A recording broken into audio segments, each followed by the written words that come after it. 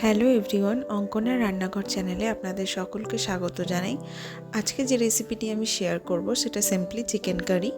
যে রেসিপিটি করার জন্য আমাদের উপকরণ স্বরূপ লাগছে কিছুটা পরিমাণ চিকেন, কিছুটা পরিমাণ আলু, একটা টমেটো, কিছুটা পরিমাণ পেঁয়াজ কুচি, কিছুটা পরিমাণ ধনেপাতা কুচি, কিছুটা পরিমাণ পেঁপে কুচি এবং আদা আর রসুনটাকে আমি ভালো করে পেস্ট করে নিলাম।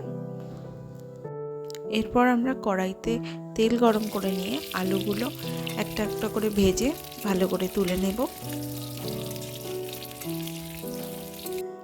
আলুগুলো ভালো করে ভেজে তুলে নেওয়ার পর ওই তেলটির মধ্যে পেঁয়াজ কুচিটা দিয়ে ভালো করে ভেজে নেব এবং তারপর আমরা দিয়ে দিচ্ছি আদা বাটা, রসুন বাটা। এরপর আমরা পেঁয়াজটাকে ভালো করে কষিয়ে নিচ্ছি। তারপর ওপর থেকে দিয়ে দিচ্ছি জিরে গুঁড়ো, হলুদ গুঁড়ো, পরিমাণ ঝাল মতো লঙ্কা গুঁড়ো, কিছুটা পরিমাণ নুন। মশলাটাকে ভালো করে শুকনো করে ভেজে নেওয়ার পর ওপর থেকে আমরা দিয়ে দিচ্ছি কিছুটা পরিমাণ জল। এই জল দেওয়ার পর আমরা ভালো করে মশলাটা কষিয়ে নেব। পর আমরা কেটে রাখা পেঁপেগুলো এক এক করে দিয়ে দেব এবং সেদ্ধ হওয়ার জন্য কম আঁচ করে বেশ কিছুক্ষণ এটাকে রান্না করে নেব। যেহেতু আমরা এই রান্নাটাতে তেল কম ইউজ করছি, সেই জন্য আমরা এটা জলের ব্যবহার মাঝে মাঝেই করব। দেখতেই পাচ্ছ তোমরা ভালোভাবে ফুটে গেছে। এরপর আমরা এই মশলাটার মধ্যে এক এক করে চিকেনগুলো দিয়ে দিচ্ছি, দিয়ে এবার ভালো করে মিশিয়ে নিলাম। এরপর আমরা মিডিয়াম আঁচ রেখে ভালো করে চিকেনটাকে কষিয়ে নেব। তারপর আমরা কড়াইটি চাপা দিয়ে নিলাম, 2 মিনিট মতো কম আঁচে রান্না হতে দিয়ে দিলাম।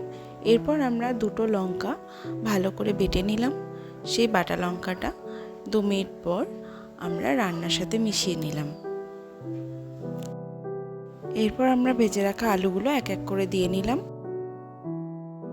এরপর আমরা গ্যাসের ফ্লেমটা মিডিয়ামে রেখে ভালো করে কষিয়ে নেব 5 থেকে 6 মিনিট।